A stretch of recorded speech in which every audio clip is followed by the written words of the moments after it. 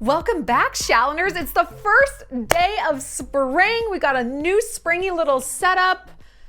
I don't know how I feel about it. I feel okay about it. We're gonna workshop it, but for now, let's embrace the joys of spring. So today is the first day of spring. Montana has a snowstorm. It's fucking great. There's feet and feet and feet of snow on the ground still, and probably forever. I just feel like it's gonna last forever. It's fine.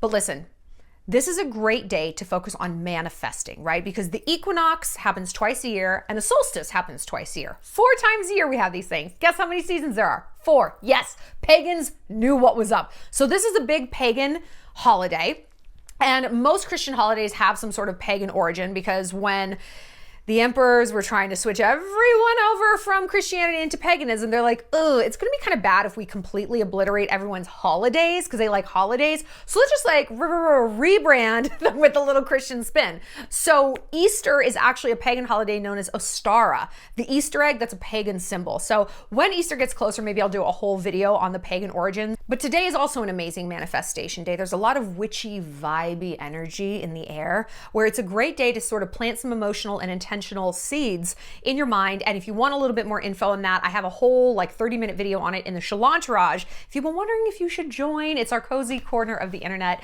with a whole bunch of bonus content. It's our little community. You get about 5 new videos a week, plus access to the Telegram chats that I'm on. So if you want to connect with me and chit chat all day long, girl, I got you. Come on over. Let's be besties. But yeah, we have a video today about manifesting for the equinox. I'm going to put a little snippet of that on my Instagram reel. So check back in a little bit there to get just a little portion of that. Because listen, we're not here to talk about manifestation. We're here to talk about something not great that's going on with Amanda Bynes. Dude, we have not heard about Amanda in a really long time, and that's a good thing. You know, she is down bad, as we say out in the country. She's down bad.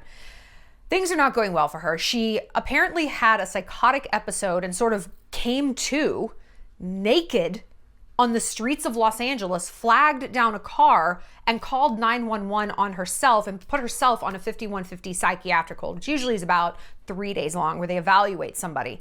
Now, Amanda's bipolar, and she had a lot of trouble. Like, things have not been easy for Amanda. She was under conservatorship for, I think, 9 years, as Britney Spears was under one too. And so basically it means her family had control over her and were making medical decisions and trying to get her straightened out. And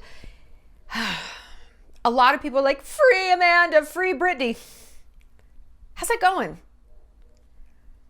I don't know. Doesn't seem like it's going super well. Because look, here's the tea. Her ex-fiance, who looked like a real whatever, said that Amanda is off her medication, and that's why she had a psychiatric break, a psychotic break, and had an episode, that she's not medicated for some pretty severe mental issues. So we're not going to trash Amanda. She's dealing with enough. I will say though,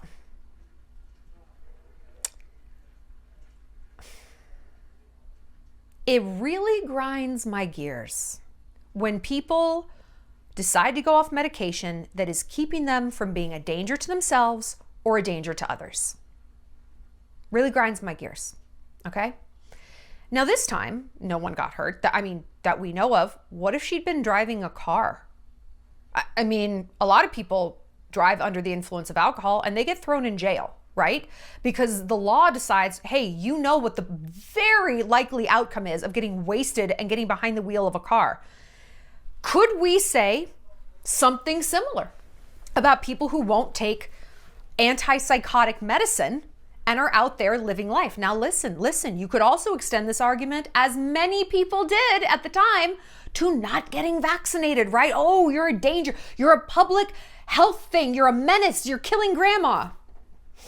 Okay, that argument didn't really stand the test of time. Would an argument to say, hey, if someone is mentally ill and they're a threat to themselves or to other people and they're unmedicated on purpose, they can afford the meds, there's access to them, whatever, and they're not taking them, should that be against the law? It's an interesting sociological debate. I don't have the answer. I don't know. And I'm glad that I don't have to have the answer to this. I'm glad I'm not making policy about this, because it's a very thorny issue. You know, I say all the time, I'm a body autonomy absolutist. I am. It's your body. You have the right to do what you want with it. But at what point does that right impinge upon the rights of others and vice versa. It's a very interesting thing. I mean, yes, people have the right to like have as many kids as they want, but what if they're on welfare? Should that right be scaled back? Because it's like, well, your right is impinging upon the financial freedoms of everyone else because we're going to have to fucking pay for this. Because you're going to have a bunch of hoodlums running around because you can't parent them and you can't take care of them. Now they're in the CPS system, right? It's a thorny, tangled issue. So tell me in the comments what you guys think. Like, do you think someone, if say they're schizophrenic or they're like violent paranoid, should they be forced into being medicated? I don't know. I don't know. It's very interesting. But what I want to talk about today is not that, because who the hell knows? And again, I'm glad I don't have to be the one to decide. How to help a friend who's in trouble. Now, we've talked about this topic before a few years ago when we talked about Britney Spears, but it's something that bears repeating because guess the fuck what? People aren't getting any less out of control in our lives, and we're not getting less empathetic. And that's kind of the issue. I feel like no matter who you are as a woman, you are very much in danger of a codependent relationship. What is codependency? It means I am overly investing myself in your life. I care more about your problems than you care about your problems. My happiness is directly linked to your happiness. I can't be okay if you're not okay. That's not healthy. And yet, fuck, is that not parenthood? Dude, that's why I can't do it. I am a very naturally codependent person because I'm a very intense person. Surprise.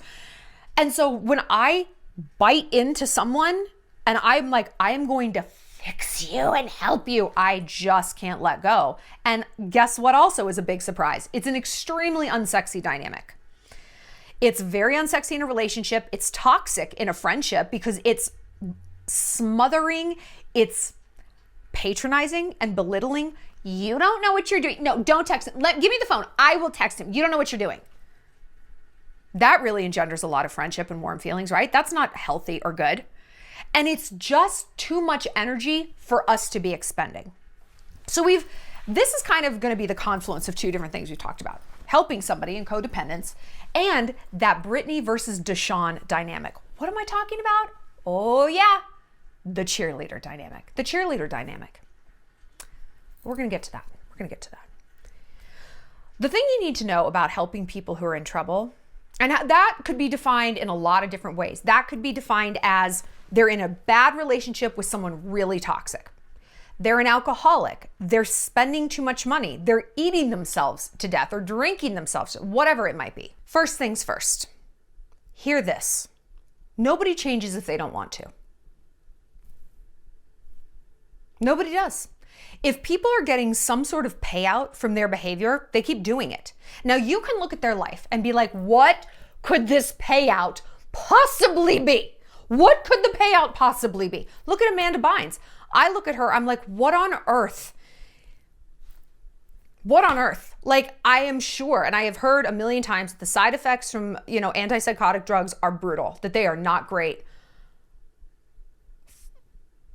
Kind of seems like waking up naked on the LA sidewalks is worse. I don't know. I don't know. I've never woken up naked on a sidewalk and I've never been on antipsychotic drugs. But that's what I'm saying is from our point of view, their decision making might and probably will look absolutely fucking crazy. Like nonsense. What are you doing? And Amanda's an extreme case because arguably she is crazy. I mean, she's dealing with a mental issue, so her decision making is probably not good. But let's say we're not dealing with someone that extreme. Let's say we're dealing with someone who's dating a fuckboy or they're drinking too much, right? The two typical standard, garbage pail bullshit issues. You're going to look at your friend and be like, I don't know what the payout is that she's in this relationship over and over and over with Corey, and they just fight and they break up and they fight and they break up and they're so fucking toxic. Okay. With respect, you ain't need to know. You don't need to know. You don't need to know. And let me tell you, as someone who does need to know everything, I do need to know everything. I need to dismantle everything and take it apart and look at it. I'm like an emotional engineer. This is challenging. It is. And look, you can sit there and try to emotionally engineer this and figure out what exactly is making her tick in this scenario. Maybe it's attention. Maybe it's distraction. The people I know who are in shitty relationships, of whom I was one. I was in plenty of shitty relationships. When I look back, why was I doing that? Why was I engaging in this? Oh, it's because I didn't want to focus on the thing in my life I actually needed to get together. It was a vice like anything else. This is much easier to see when you're dealing with an alcoholic.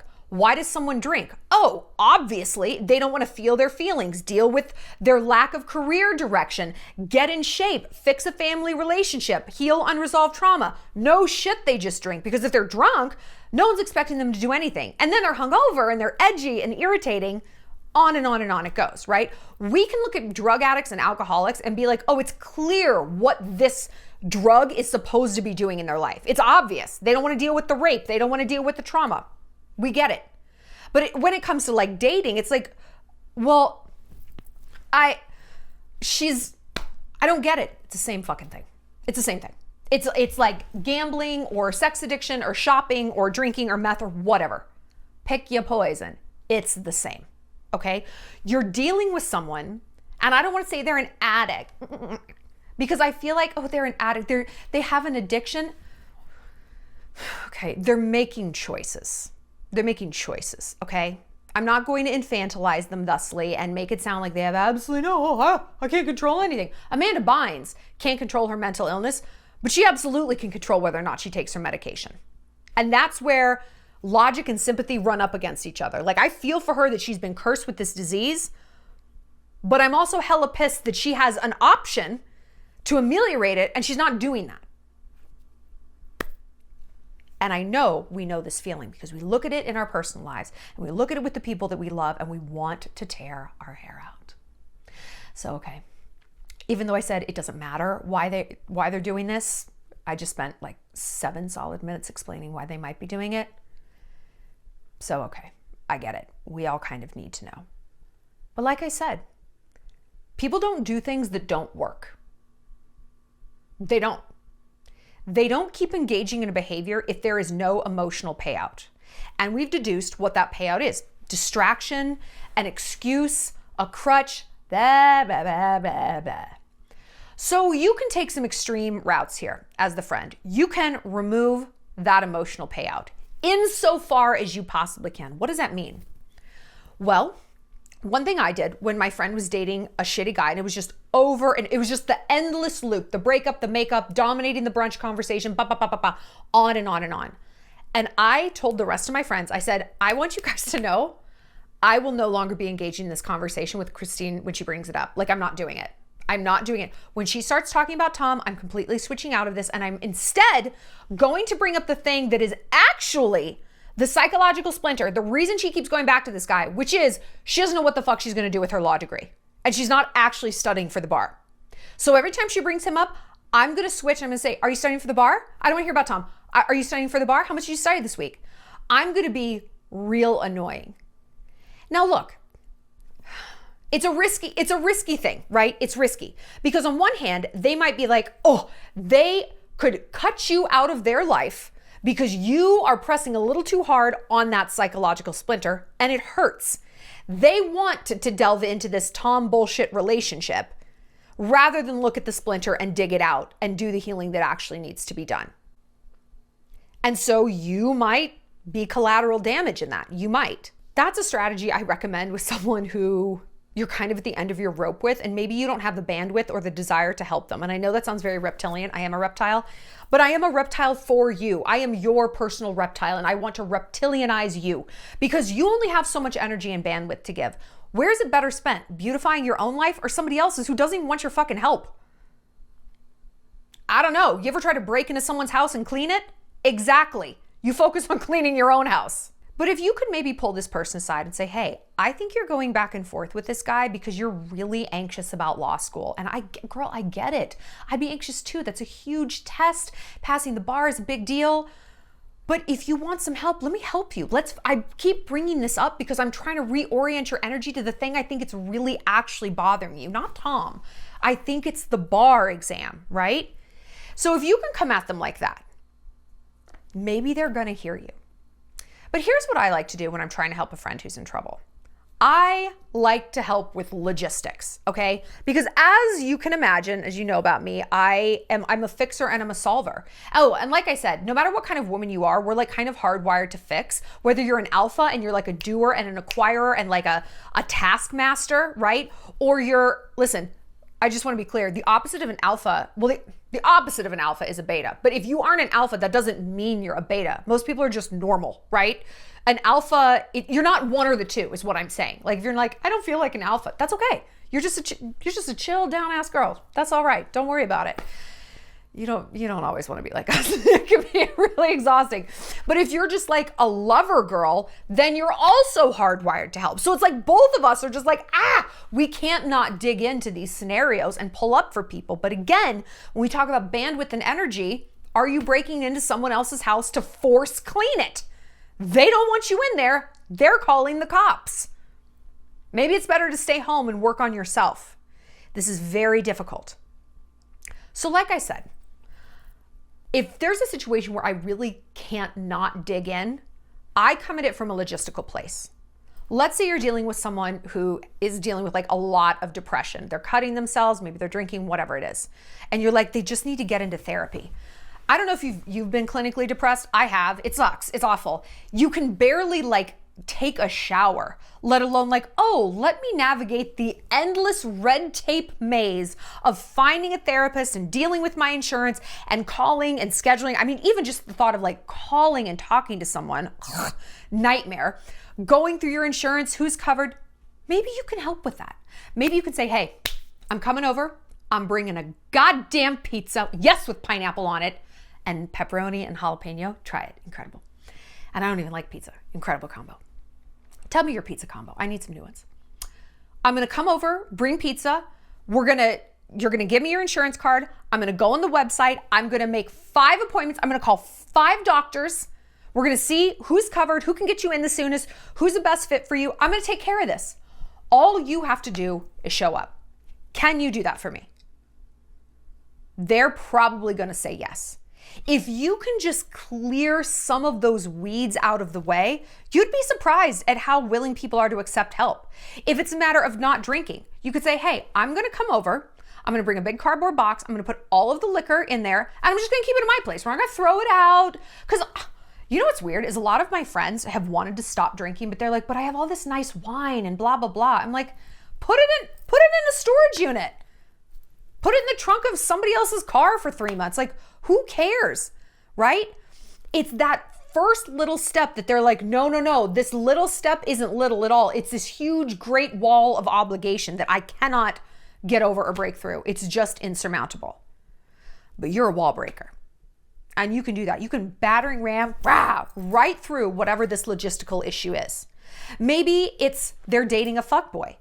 And if you really sit down with them heart to heart, eye to eye, and they're like, no, I know it's not working. I know, but I mean, all my stuff is there. And like, we have that wedding to go to in June. And like, what am I supposed to say to the bride? Oh, I'm just gonna come alone. Like, I have to get the dress. Like, it's his mom's birthday, like blah, blah, blah. What if you're like, oh, I got this. Shallon Lester, personal assistant, reporting for duty, honey. We're gonna go over there. Me and the other girls, you're gonna go get your nails done. Me and the other girls, we're gonna pack up your stuff. We're gonna pack up your stuff while he's at his bullshit job at TCBY Yogurt or whatever. We're gonna take your stuff out of there, okay? We'll draft the goodbye text and the goodbye email, whatever. We're gonna call the bride and be like, hey, Christine's actually gonna come solo because she's getting rid of that dipshit Thomas finally once and for all, right? What if you can clear a little bit of those logistics away? Maybe it's like, I'm gonna give you a place to live for 3 weeks until your next 2 paychecks come in and you can put a deposit down on your own apartment. What if it's, I'm gonna put gas in your car for the next month so that's just one less bill you have to deal with.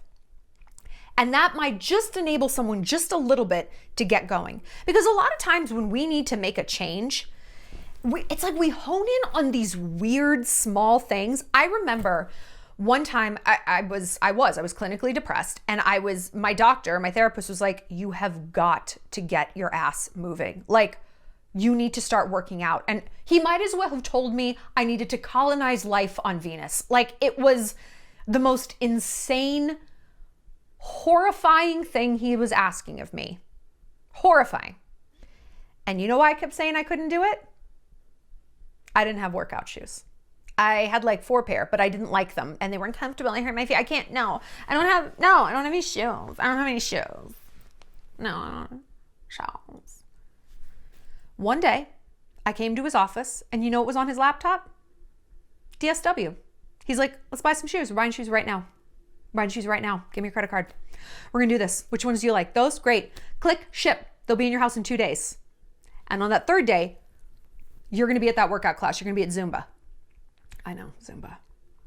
But it was that little logistical thing that, first of all, let's say legitimately, I thought that was a legitimate roadblock to why I couldn't work out. I couldn't possibly, right? I lived in New York City. You could buy shoes literally anywhere. You could buy them any place. But cool. Okay, fine. Let's say that was legitimate concern. Him taking that off my plate, again, it was like it was like a finger in a dam that if you pull it out, the dam bursts, right? We see that in cartoons all the time, but in a good way. You pull this little thing out and boom, everything is free to open up and flow. But, okay, I think we all know the shoe was an excuse. Shoes are almost always an excuse. No one has ever legitimately needed shoes. Anyway, the shoes were an excuse that I was pinning all of my procrastination on. Why? Why was I doing that? I was getting an emotional payout for being completely inert and laying there like a depressed fucking lizard all the time. And the payout was, I don't have to be responsible for anything. I'm sick. You know, I can't check my email. I can't do this. I can't renew my renter's insurance. I can't do my taxes. I'm sick. And if I start to be unsick, fuck, then I have to be in charge of my own life again. A lot of sick people are this way. It's very convenient. When you're sick, people wait on you. They feel sorry for you. I say it all the time. What do manipulative people want? Pity. It's very useful. It's a very useful emotion to have your victims feel, right? Because they're going to pull up for you and they're going to give you the benefit of the doubt 100 times out of 100. When he fixed that shoe issue for me, it activated something inside me. What was that thing inside me? Oh yeah. Shame. It was a realization that behind one excuse, there was going to be 10,000 more. Suddenly it wasn't the shoes. It was, I kid you not, I don't have headbands to hold my bangs back.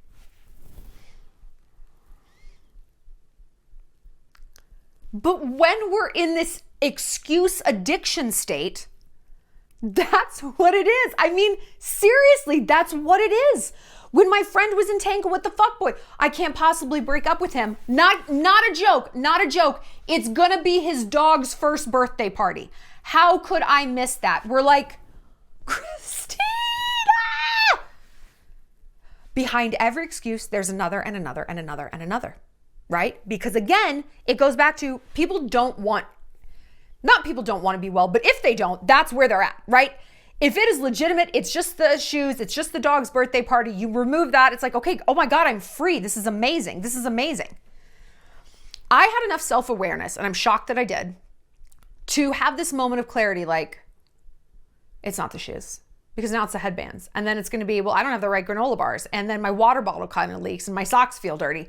And it's going to be one horseshit excuse after the next. And you know what that tells me? I'm going to feel like this forever. I'm going to feel like this forever.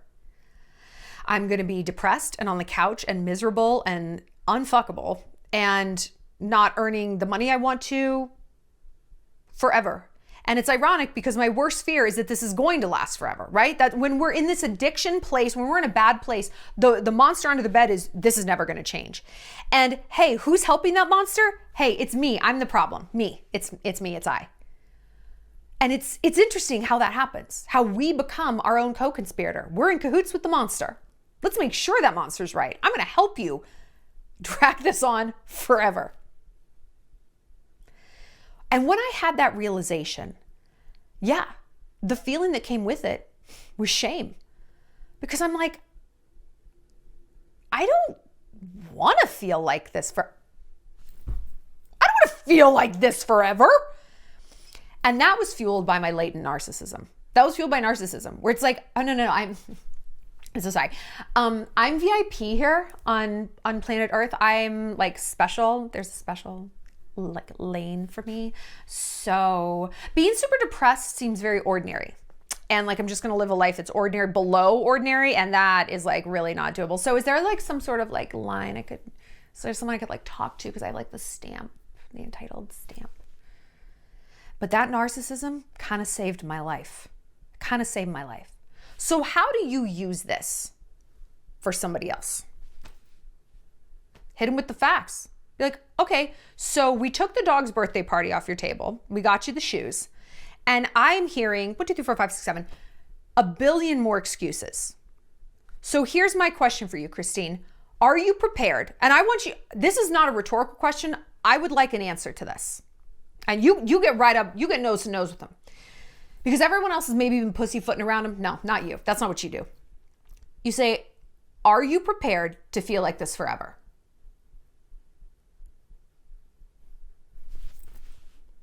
I'm waiting for an answer. And it is a binary question. It is yes or it's no. And you have to make that choice right here and now. Well, no, of course I don't. You think I want to feel like this? Yes, I do.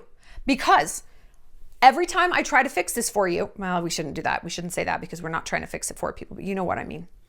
Every time I try to help you fix this and try to give you a hand up instead of a hand out and be a cheerleader for you, I get met with resistance. And that tells me you're getting a payout from staying right where you are. So my second question is, what exactly is the payout here? And again, I would like an answer. I feel like I deserve one because I've been making sacrifices in service of helping you, my time, my empathy.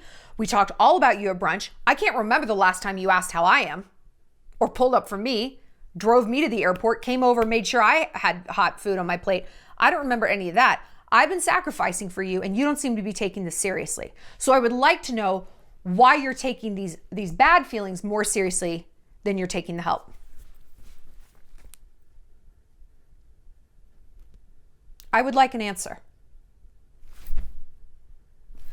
Again, what you want to imbue people with, and this is a controversial opinion, is just that eyedropper of shame. Not the ocean, not the shame ocean, just a little like, boop, just a little like if you had a spray bottle and you spray a cat to get away, it's like, it's not hurting the cat. It's not a significant amount of water, but they're like, oh, fine.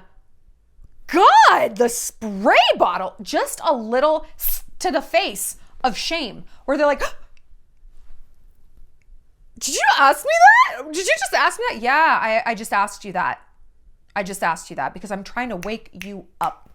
I'm trying to wake you up. And you can say, I don't want you to sit. I'm sure you're feeling ashamed right now. I don't want you to stay there. I don't want you to stay there. That's not the point. The point is to wake you up enough, this little water bottle, and to help you out of it. I'm right here. Let's do it. Let's get the fuck out of this shame place. So fuck this shame. Let's get out of it. Come on. What do we need to do? Is it another dog's birthday party we got to get out of? Is it more shoes? Let's buy them. Let's do this. You ain't got to ask me twice. But you do need to commit yourself to this, right? Because if not, I don't know what I'm making these sacrifices for. I was actually reading Golf Digest the other day at my therapist's office. And I love magazines like that because I have no idea what they're talking about, like none. Couldn't care less. But it's sort of escapist. I'm like, who are these people? Do you know who I love though? Colin Morikawa. Is that his name? Colin Morikawa? Oh, he's so dreamy. I love him. He's so smart and driven. Oh, he's so dreamy. Anyway, there was some golfer, I don't even know who it was talking about how he got kicked off some PGA tour when he was really young, like 19 or something. And his coach or somebody came to him and sat him down. It was like, people all around you in your life are making a lot of sacrifices so that you can succeed, and you're not taking anything seriously. And he's like, that was the wake-up call I needed. And I think that that's really true. Like if you can say like, do you know that other people are making a lot of sacrifices for you and you are the one just like, ah, la, la, la, la. And you know what? Some people who are in a bad place, they get off on that shit, right? Like it's when everyone walks away and washes their hands of them, that's when they change. That's the rock bottom they hit. For some people, it's hearing like, you have a lot of people around you who love you and you don't seem to be loving them back and you're being really super disrespectful. That's just that little spray bottle of shame. But you know, again, at the end of the day, if someone doesn't want to get better, they're just not going to, you know? I don't think anyone goes to rehab when other people think that they should. I don't think anyone breaks up with the fuckboy when everyone has decided that it's time. It takes everyone, and I'm no different, you're no different. We're all like this. This is human nature. It takes us a little bit longer. You're not done till you're done. And we can't even ripen an avocado on a faster timeline than what nature intends. You think you can hyper ripen a whole ass human into hitting a rock bottom and getting help and changing their life? Change has a cost. Even positive change has a cost, right? I'm healthier than I've ever been. I'm fit, I'm tight, I'm looking good. Huge cost for that. Huge cost. I don't drink.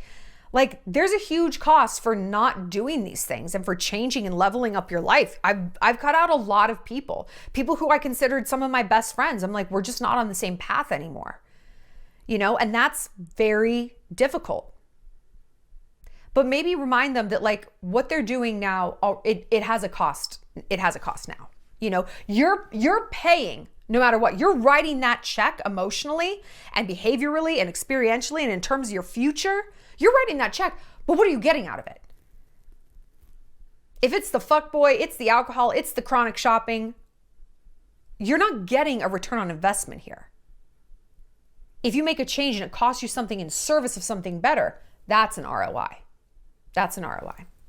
And validate that it's going to cost them things, right? And validate that they're probably in pain. But look, what I always say,